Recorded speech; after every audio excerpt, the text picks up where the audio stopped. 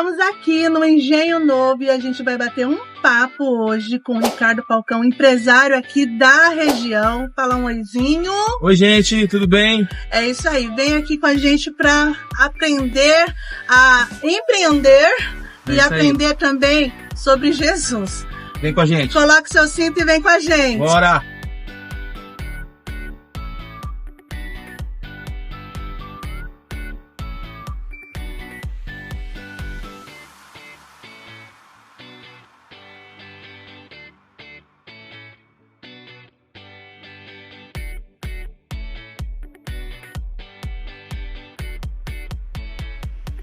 Mais um podcast na Kombi. Hoje nós estamos aqui no Engenho Novo, no meio aqui da Avenida Capitão Francisco César, para bater um papo com Ricardo Falcão, né?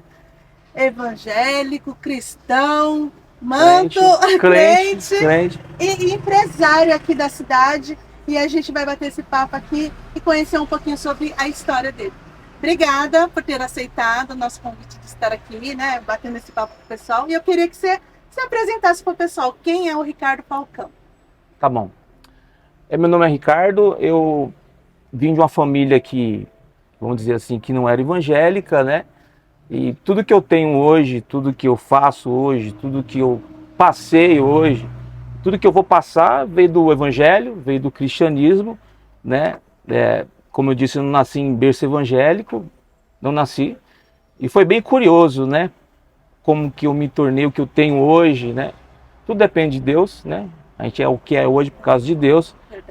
E eu me interessei, na verdade, não foi por Jesus, não foi por Deus, mas foi pela música. Eu conheci um rapaz, o nome dele é Alexandre, né? Ele era de uma igreja Assembleia de Deus, a antiga Madureira, hoje é a Debrais. E ele tocava violão, tocava teclado e eu me interessei por aprender a música. E eu falei, não, eu quero aprender esse negócio aqui. Aí foi se aproximando dele. Fui aproximando dele, ele me levou para uma igreja, para Madureira, e a minha intenção era aprender o violão. Porque eu fui para a igreja, não sabia que era Deus, não sabia que era Jesus, não sabia que era o Espírito Santo, não sabia que era nada. Eu queria aprender a música. E chegando lá, ele já me colocou para sentar na mocidade. Eu sentei na mocidade lá. Você tinha quantos anos? Eu tinha 16 anos. 16 anos. E quando eu cheguei lá, ele me colocou para sentar na mocidade. E eu gostei do que estava vendo ali, né? Ele tocando. Eu falei, quero aprender esse negócio aqui. Só que teve um dia que o líder da mocidade, ele subiu no altar e ele descascou. Ele falou que eu estava ali por causa das irmãs da igreja.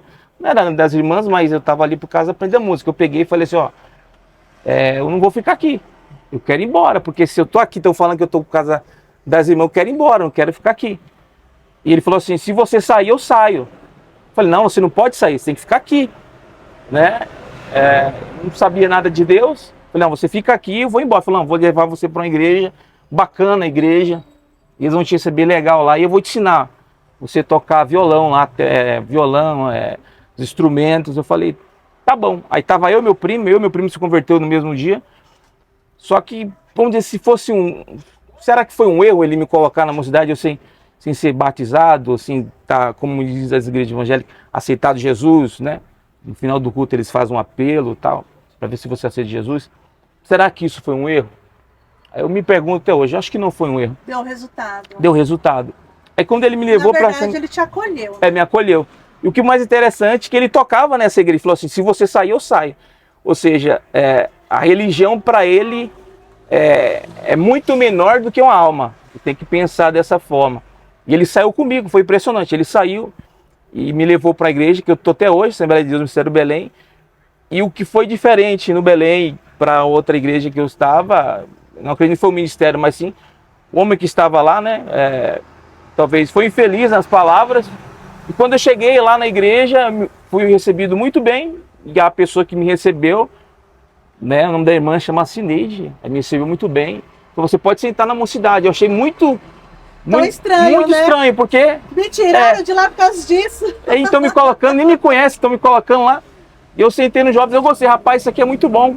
Eu comecei a aprender a tocar ali, né? Eu aprendi a tocar, era uma guerra tremenda na minha casa, né? Do meu pai e da minha mãe, e Deus começou a trabalhar. E certo dia o Espírito Santo me abraçou, né? O Espírito Santo me convenceu, né? Não é o homem que convence, mas o Espírito Santo. O Espírito Santo me abraçou, me convenceu e desde então eu continuo na igreja. Eu não me lembro muito bem que quando eu chegava na minha casa, imagina uma criança de 16 anos. Chegando em casa, você vê a sua mãe, o seu pai, a sua mãe com a faca, o seu pai com outra faca, um dizendo que vai matar o outro. E o Espírito Santo abraça você e fala assim, canta. Eu ficava no meio dos dois e começava a cantar o hino da harpa. Nossa! E os dois olhavam para mim e paravam. O céu descia ali e daí desde então Deus foi trabalhando na minha vida. E tudo que eu tenho, como eu diz hoje, tudo que eu sou hoje, eu devo ao Evangelho, eu devo à Bíblia, eu devo à Palavra de Deus, eu devo ao Espírito Santo, eu devo à Igreja Evangélica e tudo que eu vou ser, eu devo a Deus. Esse sou eu. Espero que de alguma forma edifique você que está ouvindo aí e que seja acrescento na sua vida e com certeza o Evangelho muda vidas, o Evangelho muda pessoas, o Evangelho muda a família, né? A minha esposa era estéril, não podia ter filho. Certo dia o médico olhou para ela e falou assim, você não pode ter filho.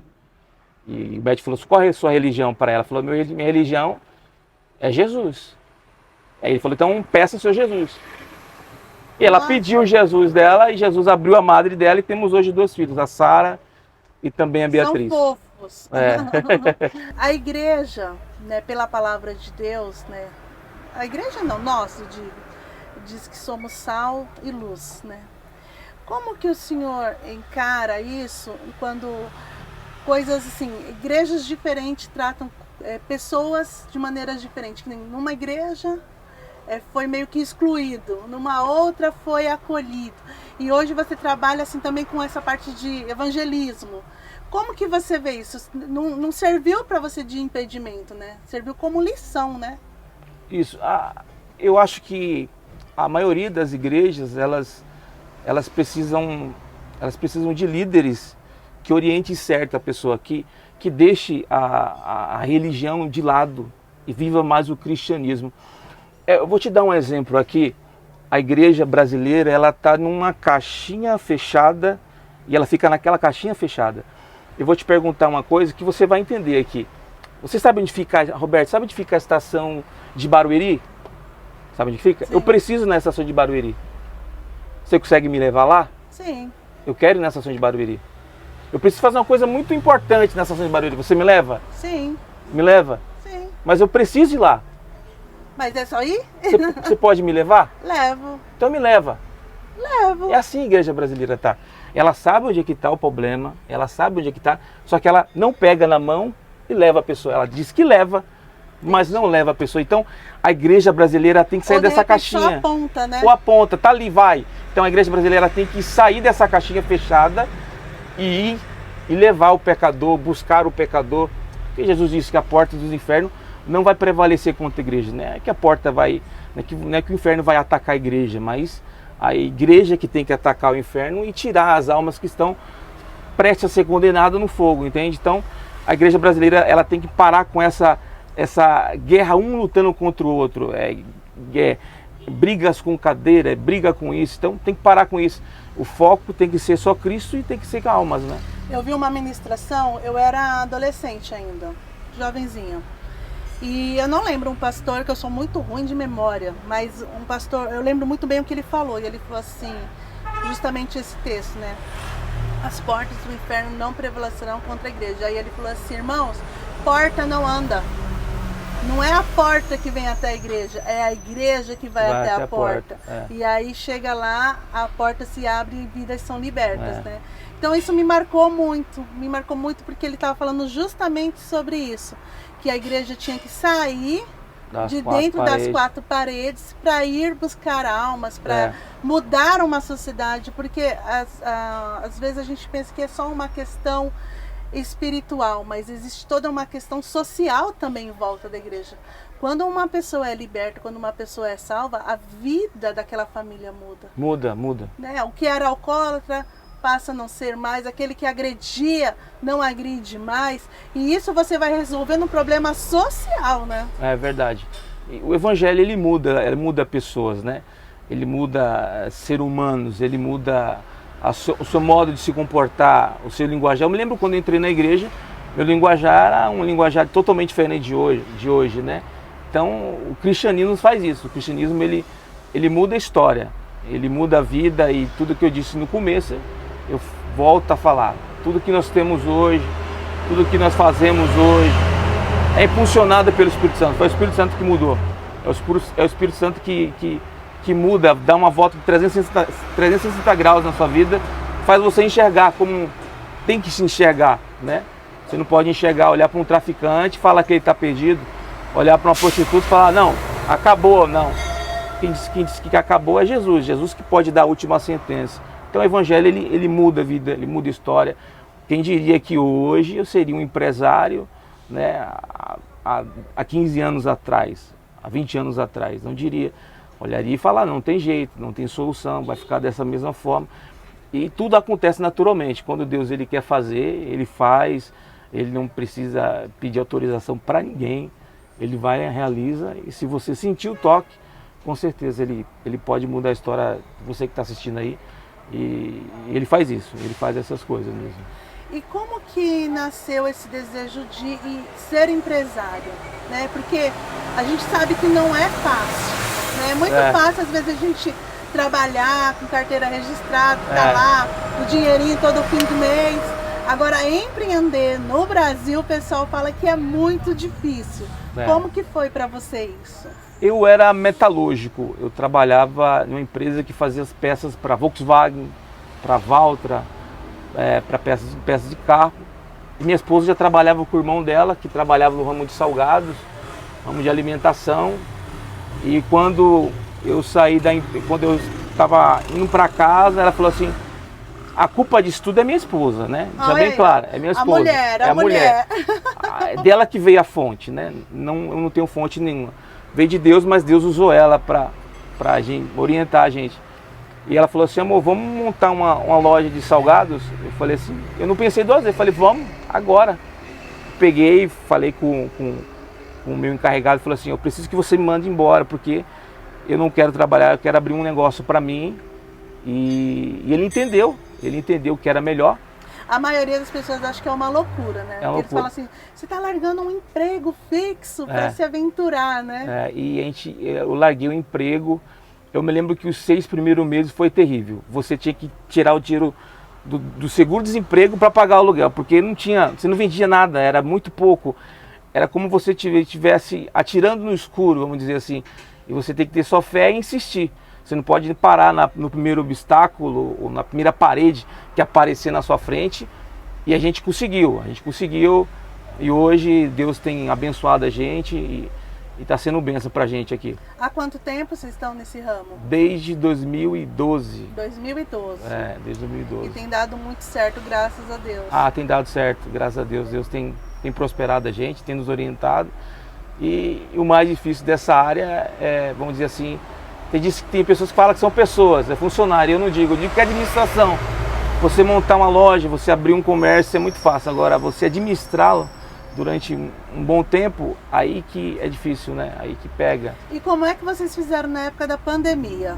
Porque a pandemia, ela judiou um pouco dos empresários, né? Sim, ela foi difícil pra gente, porque a gente teve que trabalhar com portas fechadas e teve que trabalhar só no ramo de delivery, né? A gente teve que fazer entrega.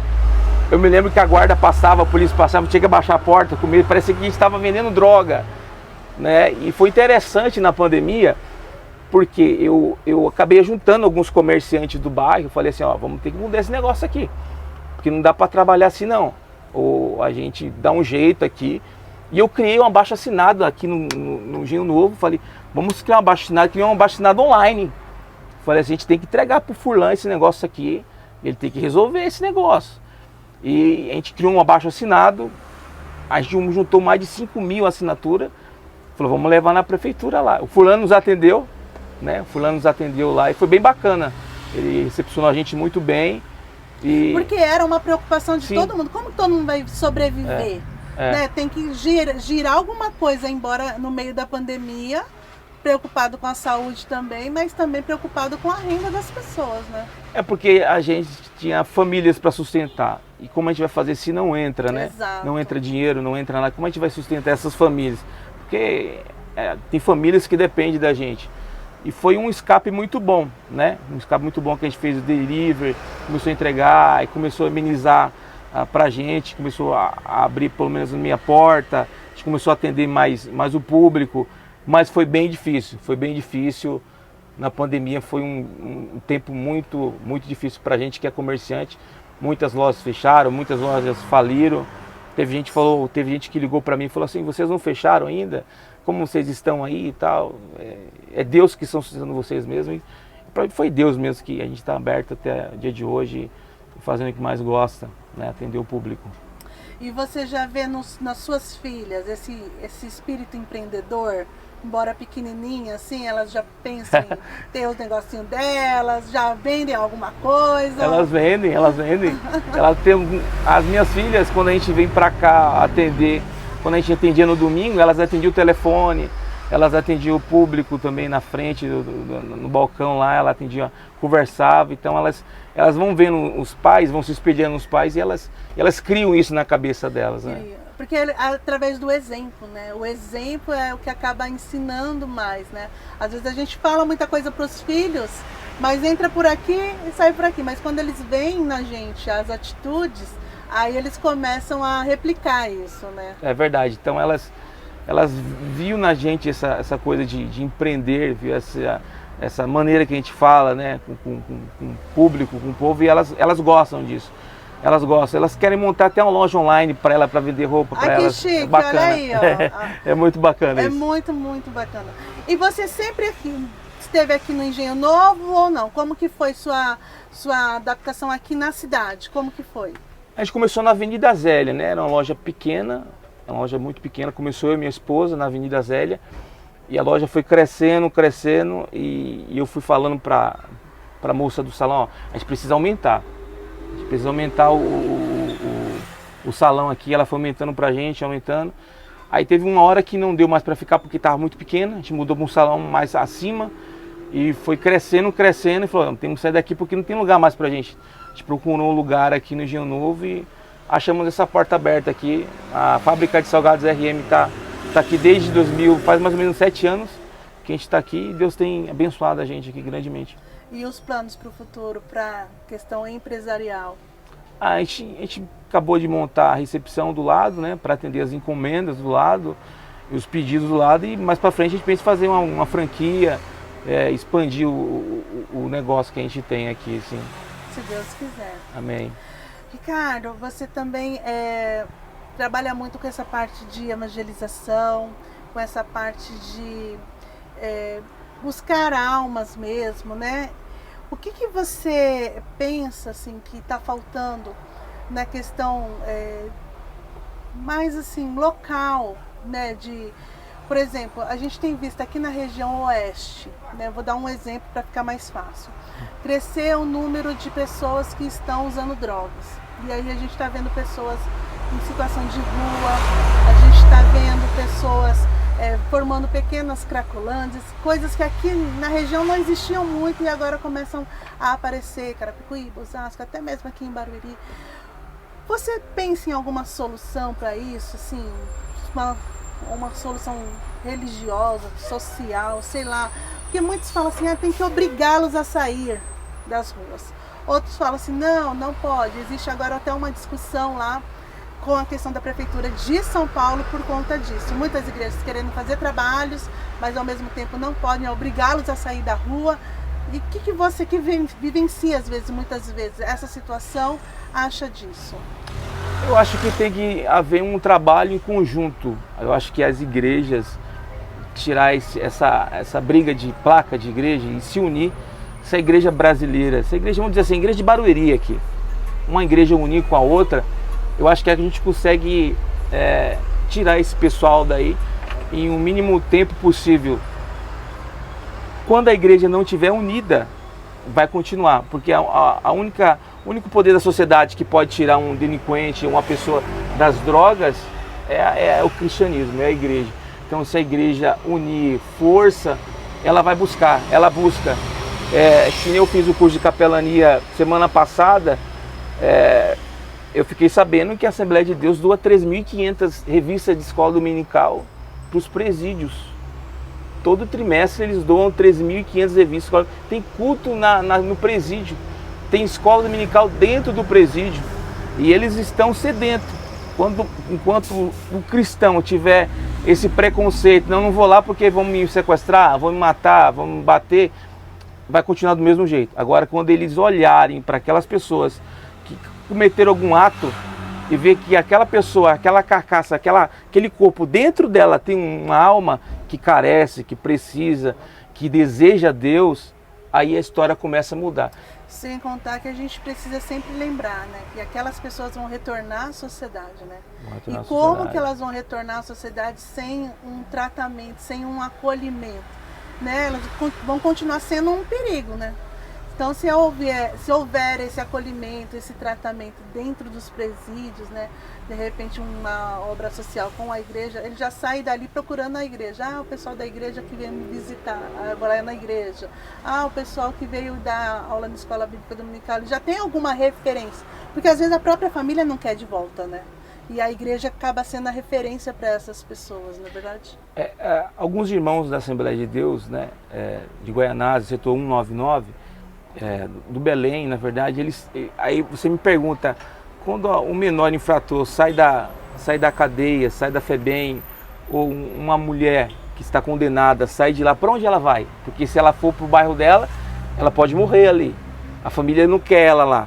Para onde ela vai? Então alguns irmãos, mandam até uma passeio, pastor Agostinho lá, setor 199, eles têm lá um acolhimento, que quando essas pessoas saem, ele tem uma casa para ficar. Nossa. Tem um lugar para ficar, até a pessoa se estabelecer. Tem pessoas que saem da cadeia, que estão bem, estão morando no Japão, casadas, são pastores. Então, há muitas pessoas olham assim e falam, essa igreja brasileira não faz nada.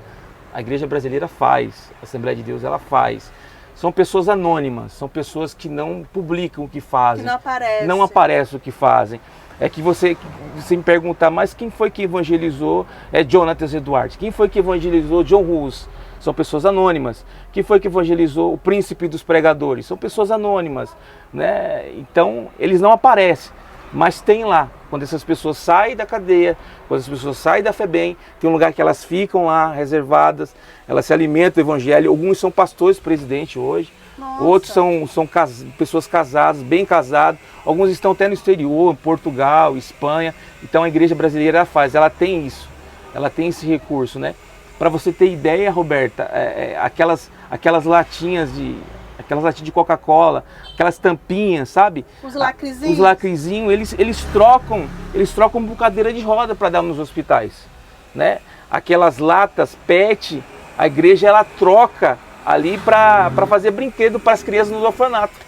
Nossa, que trabalho especial que eles têm. Então a gente consegue fazer. Se a gente se unir, se a gente ajudar essas pessoas, com certeza a gente vai mudar a história de Barueri, vai mudar a história de Osasco, vai mudar a história de Carapicuíba.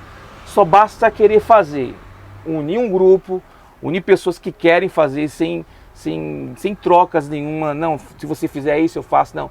O evangelho é voluntário, o evangelho, se você tem gostado do que você faz. Se você não gostar, tira seu barco da praia E no caso que você apresentou, né, do setor, já existe e já dá resultado. É só replicar o que está sendo feito. Né? Ter boa vontade de arregaçar as mangas e replicar o que já está sendo feito. Isso, e para cima já tem.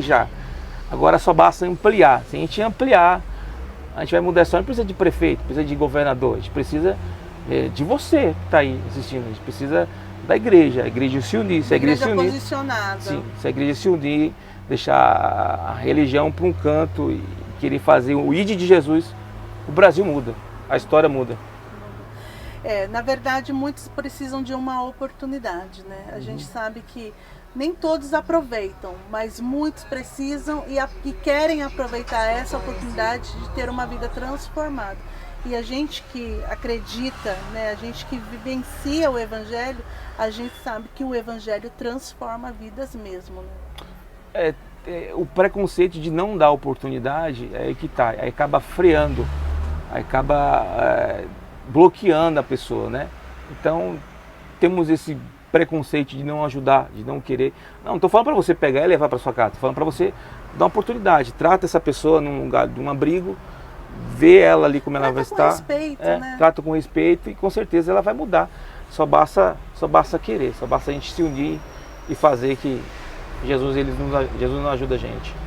Qual que é o seu sonho, Ricardo? Meu sonho? O meu sonho é criar minhas filhas no caminho de Deus e mais para frente, quem sabe elas olharem para os pais dela e dizer assim, não, tudo que eu tenho hoje foi meu pai que me ajudou, minha mãe que me ajudou, e agradecer a Deus por cada dia que você vive, né, o ar que você respira. E o meu sonho é ter um dia de cada vez, né? Vamos ter um dia de cada vez e Deus vai nos abençoando aí, essa trajetória, direcionando. Verdade. Bom, o nosso tempo tá acabando. Passa rápido, viu? Passa rapidinho, né?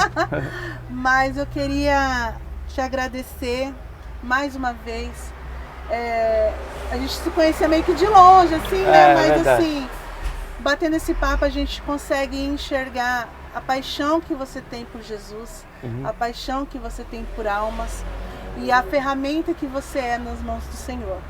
Eu costumo dizer aqui, e não me canso de dizer, que todas as nossos dons, a nossa profissão, os nossos bens, todos eles são ferramentas na mão do Senhor.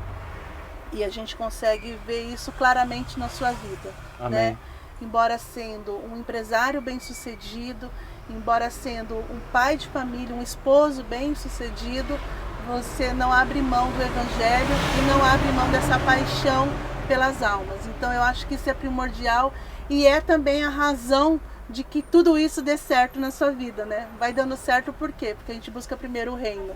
Então eu quero agradecer você por ter aberto esse coração aí pro pessoal que está em casa também.